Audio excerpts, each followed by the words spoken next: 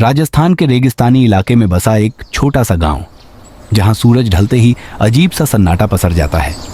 इस गांव से कुछ दूरी पर एक विशाल और वीरान महल है जो 500 साल पुराना है।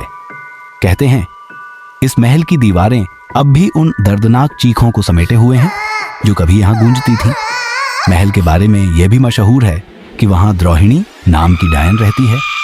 द्रोहिणी कौन थी? द्रोहिणी 500 साल पहले इस महल की सबसे खूबसूरत और रहस्यमयी रानी थी, लेकिन प्रेम और विश्वासघात के बीच पिसी उसकी जिंदगी ने उसे मौत से भी भयानक श्राप दिया। उसे प्रेम में धोखा मिला और उसे उसी महल में कैद कर जिंदा जला दिया गया। मरने से पहले उसने श्राप दिया था कि जो भी इस महल में आएगा उसकी आत्मा हमेशा के लिए उसकी होगी। 6 दोस्तों रोहित, कबीर, मयंक, नेहा, सिमी और अनु ने एक रोड ट्रिप का प्लान बनाया। वे शहर के शोर शराबे से दूर कुछ नया और रोमांचक अनुभव करना चाहते थे। रात गहरी हो चुकी थी। गांव के लोगों ने उन्हें रुकने के लिए मना किया, लेकिन उनका जिज्ञासु स्वभाव उन्हें महल के करीब खींच ले गया।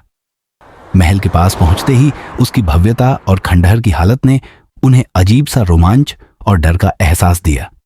जैसे ही उनकी गाड़ी महल के पास पहुंची, महल का विशाल लोहे का गेट धीमे धीमे खुद ब खुद खुलने लगा।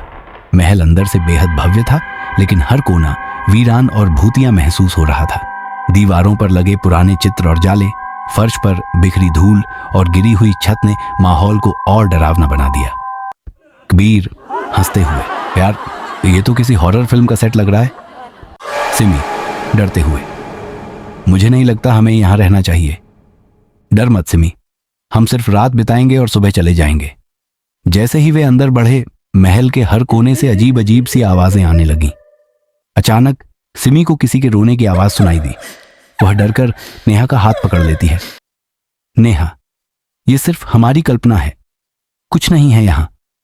लेकिन तभी एक जोरदार दरवाजा बंद होने की आवाज आती है। पूरा समूह चौंक कर पलटता है। अब उनकी गाड़ी महल के बाहर नहीं थी। अनु घबराकर, गाड़ी कहां गई? ये क्या हो रहा है? महल की दीवारों पर अचानक खून से द्रोहिणी नाम उभरता है। रोहित ने कहा, यह तो कोई मजाक कर रहा है, चलो इसे देख लेते हैं। जैसे ही वे महल के एक बड़े कमरे में जाते हैं, कमरे की दीवारों से खून टपकने लगता है। अचानक द्रोहिणी की छाया प्रकट होती है। लंबे बाल, लाल चमकती आंखें और खून से सने हाथ। तुमने यहां आकर मेरी नींद को भंग किया है, अब तुम सब मेरे हो। सब डर के मारे इधर उधर भागते हैं, लेकिन महल के दरवाजे और खिड़कियां बंद हो जाती हैं। रोहित पर सबसे पहले हमला होता है। उसकी गर्दन मुड़कर पीछे हो जाती है और उसकी दर्दनाक चीख सबके रोंगटे खड़े कर देती है। वीर और नेहा, रोहित भागो।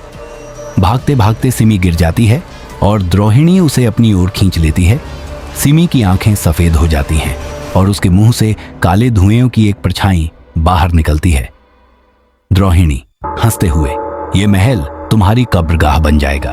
कबीर एक बंद दरवाजे को खोलने की कोशिश करता है, लेकिन दरवाजा खुलने के बजाय उसे महल की दीवार के अंदर खींच लेता है। अनु रोते हुए, हमें यहां से निकलना होगा, ये जगह श्रापित है। द्रोहिणी उनके पीछे चलती है, उसकी चाल धीमी लेकिन डरावनी। महल अब उनके चारों ओर एक भूल भुलैया में बदल चुका है।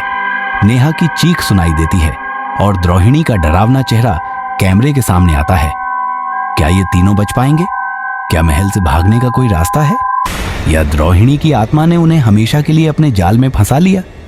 जारी रहेगा। To be continue. द्रोहिणी एक डायन देखिए सिर्फ हॉरर मसाला पर।